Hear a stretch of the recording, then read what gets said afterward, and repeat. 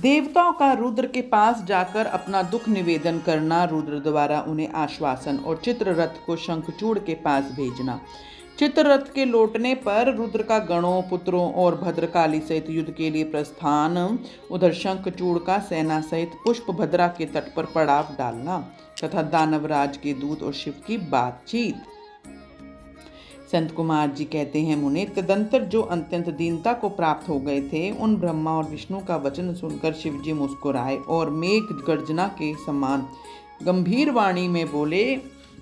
शिवजी ने कहा, हे हरे, हे ब्राह्मण, तुम लोग शंखचूड़ द्वारा उत्पन्न हुए भय को सर्वथा त्याग दो। निसंदेह तुम्हारा कल्याण होगा। मैं शंखचूड़ का सारा वृतांत यथार्थ रूप से जानता हूँ। यह पूर्व जन्म में एक गोप था जो ऐश्वर्यशाली भगवान श्री कृष्ण का भक्त था। उसका नाम सुदामा था। वही सुदामा राधा जी के शाप से शंखचूड़ नामक दानवराज होकर उत्पन्न हुआ। वह परम धर्मज्ञ और देवताओं से द्रोह करने वाला है। वह दुर्बुद्धिवश अपने उत्कृष्ट बल के भरोसे संपूर्ण देवगणों को कलेश दे रहा है। अब तुम लोग प्रेम पूर्वक मेरी बात सुनो और देवों को आनंदित करने के लिए शीघ्र ही कैलाशवासी रुद्र के समीप जाओ। वह रुद्र रूप मेरा ही उत्तम पूर्ण रूप है। मैं ही देव कार्य की सिद्धि के हेतु पृथक स्वरूप धारण करके वहां प्रकट हुआ हूँ। मेरा वह रूप ऐश्वर्यशाली तथा परिपूर्णतम है हरे। इसलिए मैं भक्तों के वशीभूत हो कैलाश पर्वत सदा निवास करता हूँ।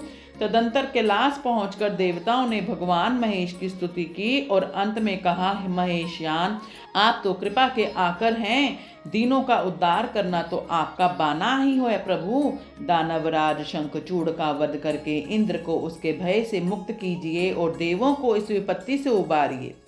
तब भक्त वत्सल शंभु देवताओं की इस प्रार्थना को सुनकर हंसे और मेघ गर्जन की सी गंभीर वाणी में बोले। श्री शंकर ने कहा, हे हरे, हे ब्राह्मण, हे देवगण, तुम लोग अपने अपने प्रस्थान को लौट जाओ। मैं निश्चय ही सैनिकों सहित शंखचूड़ का वध कर डालूंगा, उसमें तनिक भी संशय नहीं है।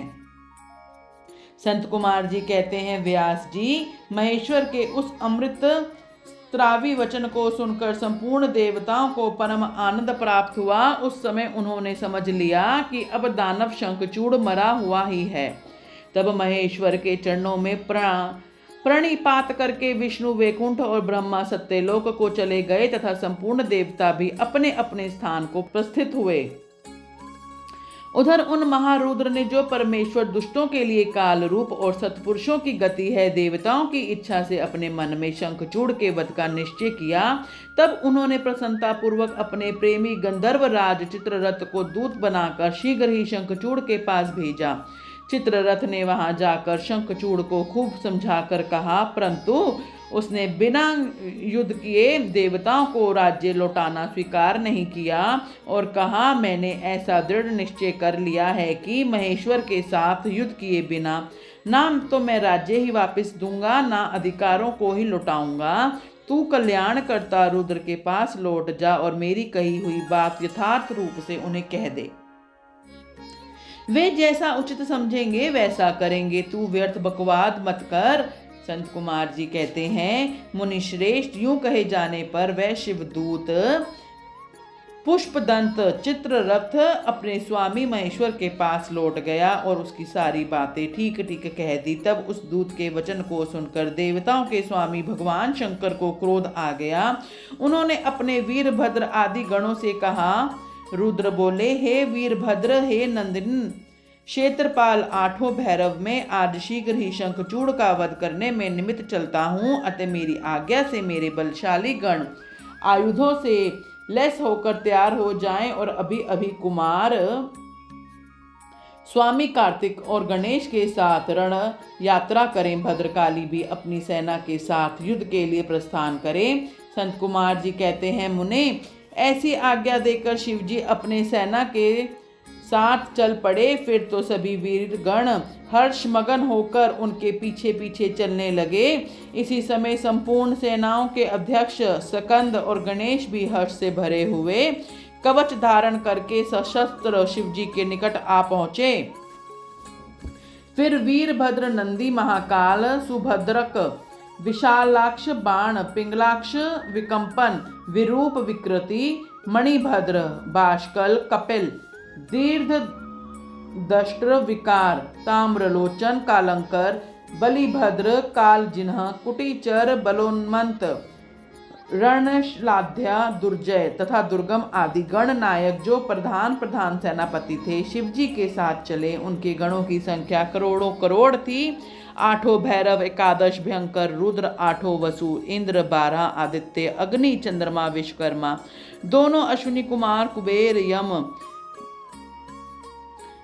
नल कुबर वायु वरुण बुध मंगल तथा अन्य ग्रह पराक्रमी कामदेव उग्र दष्ट्र उग्र दंड कोरट तथा कोटम्ब आदि ने भी शीघ्र ही महेश्वर का अनुगमन किया। स्वयं महेश्वरी देवी भद्रकाली भी 100 भुजा धारण करके शिवजी के साथ चली। वे उत्तम उत्तम रत्नों से बने हुए विमान पर आरूढ़ थी। उनके शरीर पर लाल चंदन का अनुलेप लगा था और लाल वस्त्र शोभा पा रहा था।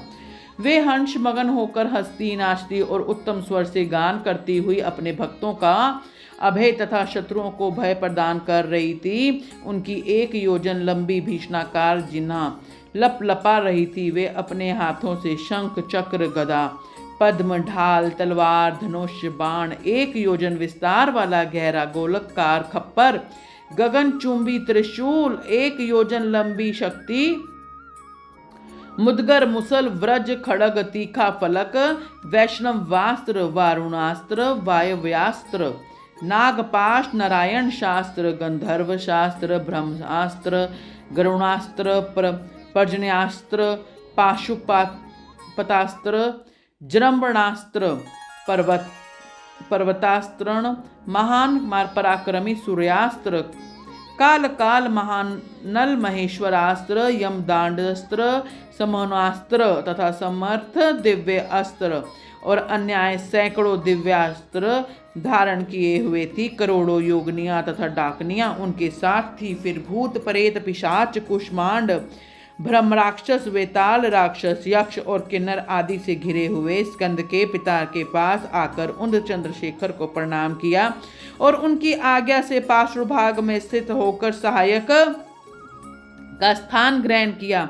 तदंतर रुद्र रूपधारी शंभु अपनी सारी सेना को एकत्रित करके शंखचूड़ के साथ लोहा लेने के लिए निर्भरता पूर्वक आगे बढ़े और देवताओं का उद्धार करने के लिए चंद्रभागा नदी के तट पर मनोहर वट वृक्ष के नीचे खड़े हो गए।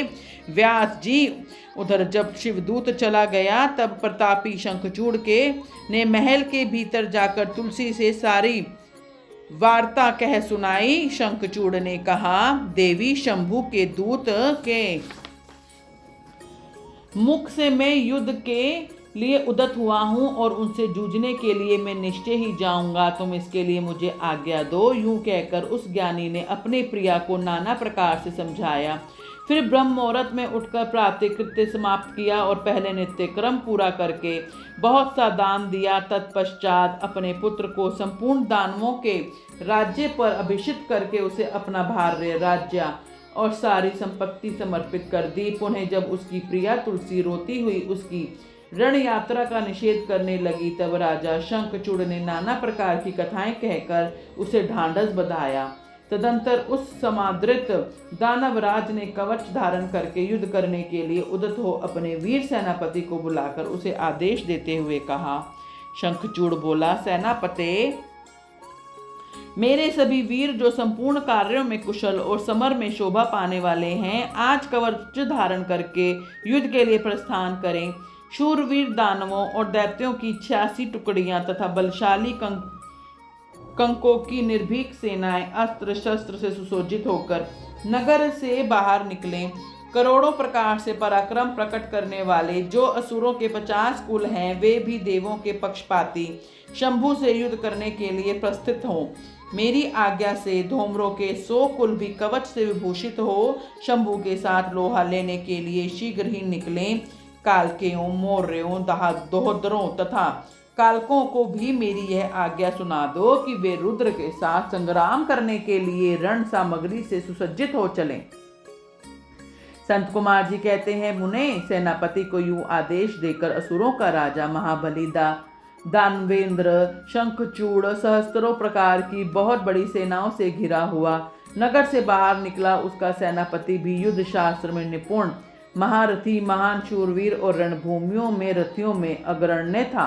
इस प्रकार युद्ध स्थल में वीरों को भयभीत कर देने वाला वह दानवराज 3 लाख अक्षौहिणी सेनाओं पर शासन करता हुआ शिविर से बाहर निकला और उत्तम उत्तम रत्नों द्वारा निर्मित विमान पर आरूढ़ हो गुरुजनों को आगे करके युद्ध के लिए चल पड़ा।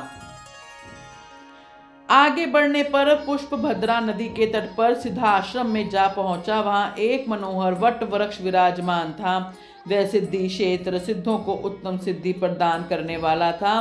पुण्य क्षेत्र भारत में वह कपिल का तप स्थान कहलाता था। वह भूभाग पश्चिम समुद्र से पूर्व, मल्ले पर्वत से पश्चिम, त्रिशैल से उत्तर और गंधमादन से दक्षिण था। उसकी चौड़ाई 5 योजन और लंबाई 500 योजन थी। भारत के उस भाग में उत्तम पुण्य प्रदान करने वाली तथा शुद्ध स्फटिक के समान स्वच्छ जल से परिपूर्ण पुष्पभद्रा और सरस्वती नाम की 2 रमणीय नदियां बहती हैं। सदा सौभाग्य से संयुक्त रहने वाली लवण सागर की प्रिया भार्या पुष्पभद्रा सरस्वती के साथ हिमालय से निकली हैं और गोमंत पर्वत को बाएं करके पश्चिम समुद्र में जा मिली। वहां पहुंचकर शंखचूड़ ने शिव जी की सेना को देखा। मुने उसने पहले शिव के पास एक दानेश्वर को दूत के रूप में भेजा। उसने शिव जी से युद्ध न करने के लिए कहा और शिव जी ने उसे देवताओं को राज्य लौटा देने की बात कही। अंत में महेश्वर ने कहा, दूत, हम किसी का पक्ष नहीं लेते, क्योंकि हम तो कभी स्वतंत्र रहते ही नहीं, सदा भक्तों के अधीन रहते हैं और उनकी इच्छा से उन्हीं का कार्य करते रहते हैं। देखो, पूर्व काल में ब्रह्मा की प्रार्थना से पहले प्रलय समुद्र में श्री हरि और दैत्य श्रेष्ठ मधुकैटभ का भी युद्ध हुआ था। पुनः भक्तों के हितकारी उन्हीं श्री विष्णु ने देवताओं के प्रार्थना करने पर प्रहलाद के कारण हिरण्यकश्यप का वध किया था।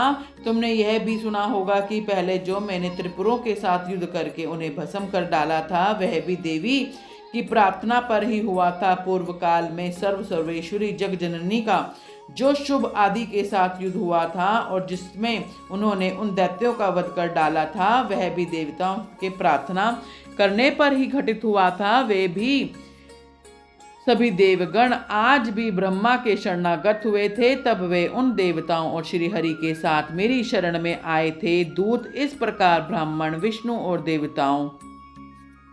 देवगणों की प्रार्थना के वशीभूत हो देवों का अधीश्वर होने के कारण मैं भी युद्ध के लिए आया हूँ। तुम भी जो महात्मा श्री कृष्ण के श्रेष्ठ पार्षद हो, अब तक जो दैत्य मारे गए हैं उनमें से कोई भी तुम्हारी समानता नहीं कर सकता। इसलिए राजन, देव कार्य की सिद्धि के लिए तुम्हारे साथ युद्ध करने में मुझे कौन सी बड़ी लज्जा होगी, अर्थात कुछ नहीं, क्योंकि मैं ईश्वर हूँ और देवताओं ने मुझे विनय पूर्वक भेजा है। अतः तुम जाओ और शंखचूड़ से मेरी बात कह दो, वह जैसा उचित समझेगा वैसा करेगा। मुझे तो देवताओं का कार्य करना ही है।